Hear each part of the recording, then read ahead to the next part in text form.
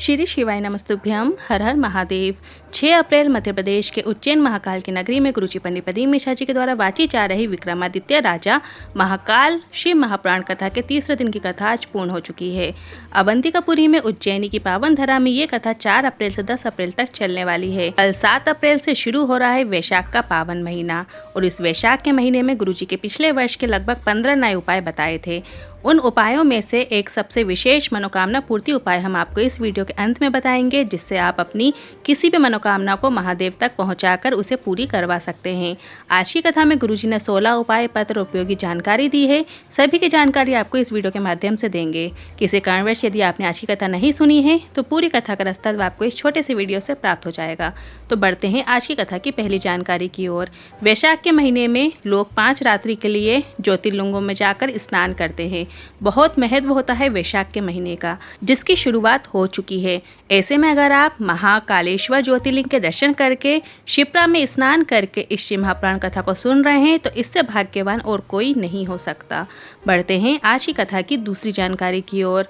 राधा भजन मंडली की तरफ से एक पत्र आया। गुरुदेव, कल रात्रि को जो हमारे साथ हुआ वो हम लिख रहे हैं। कल रात को हम 12 लोगों की मंडली अपनी इच्छा से बिस्किट बांटने आई। तो कोई यहाँ पर परवल सेब बांट रहा था, कोई फ्रूटी बांट रहा था, कोई पानी बांट रहा था।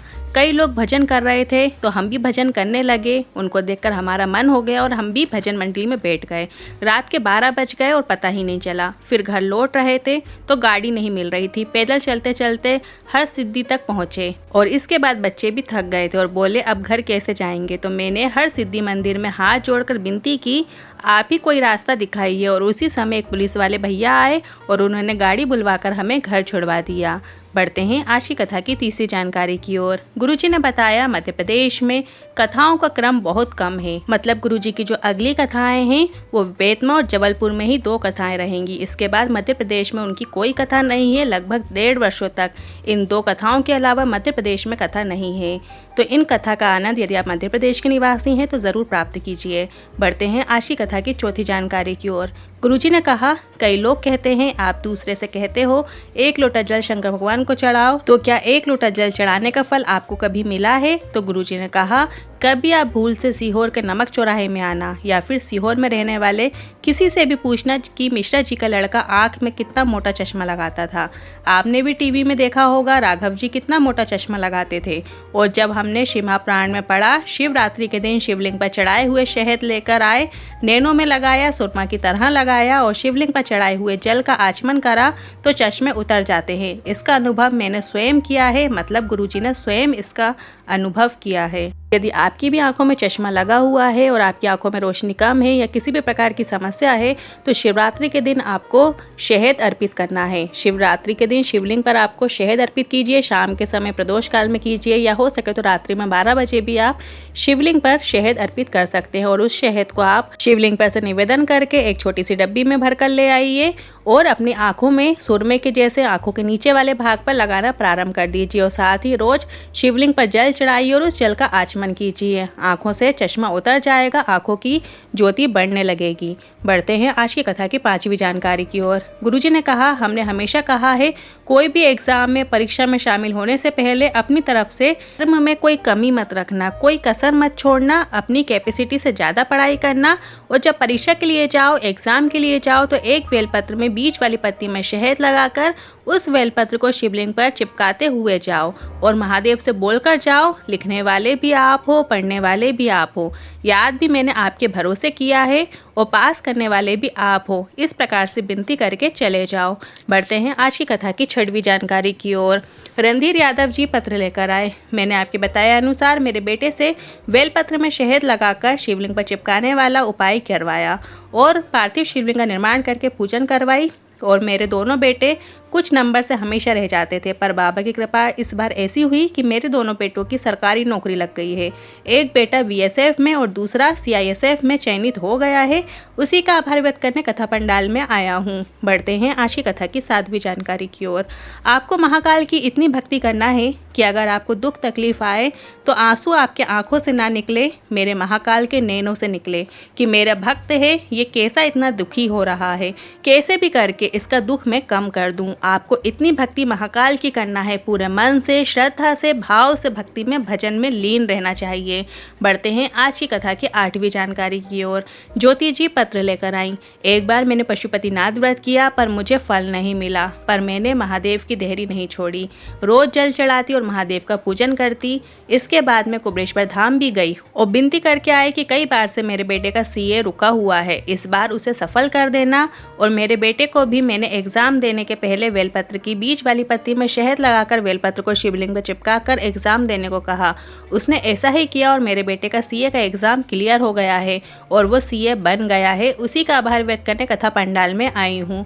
बढ़ते हैं आज की कथा की 9वीं जानकारी की ओर। तन्मय राठौर जी पत्र लेकर आए।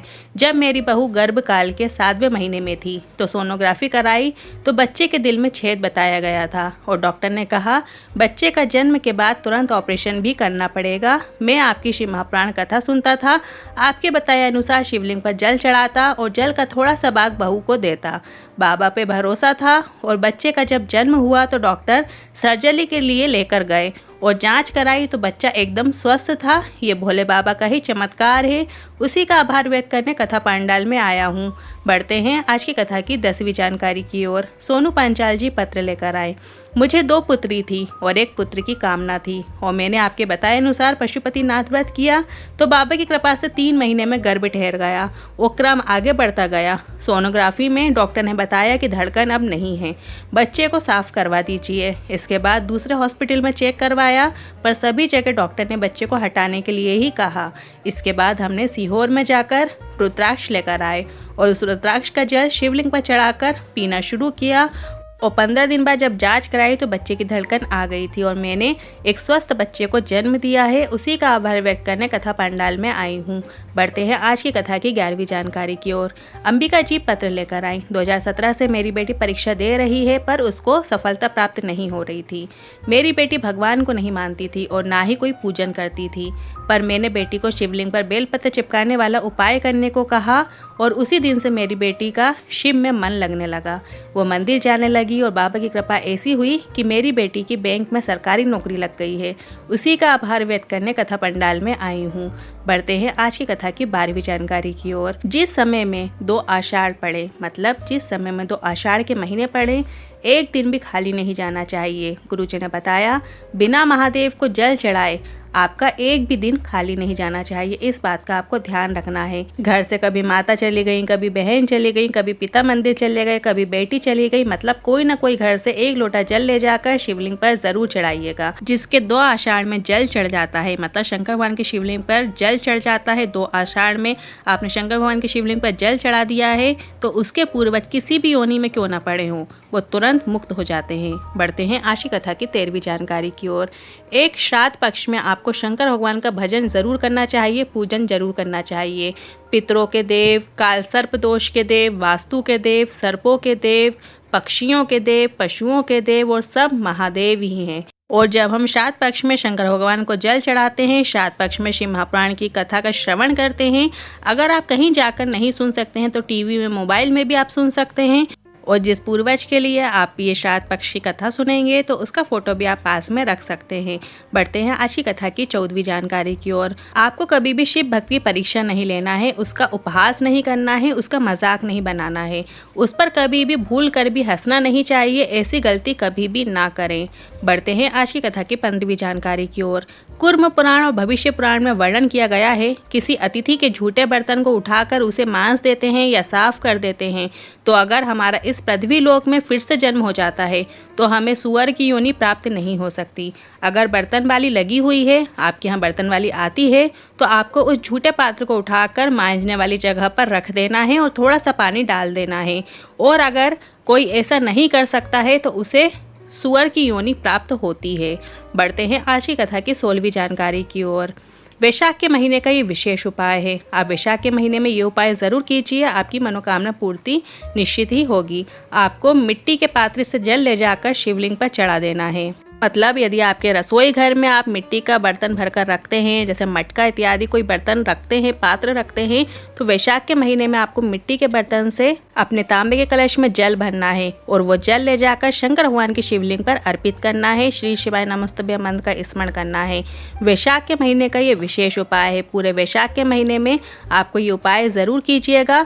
बस आपको मिट्टी के जल से पात्र अपना भरकर शंकर भगवान की शिवलिंग पर अर्पित करना है, चढ़ाना है। वैशाख के महीने के और उपाय हम वीडियो में लेकर आएंगे। अगर आपको आज की वीडियो थोड़ी भी उपयोगी लगी हो तो वीडियो को लाइक करके कमेंट बॉक्स में हर हर महादेव ज़रूर टाइप कीजिएगा। श्री शिवाय नमस्तुभ्यं।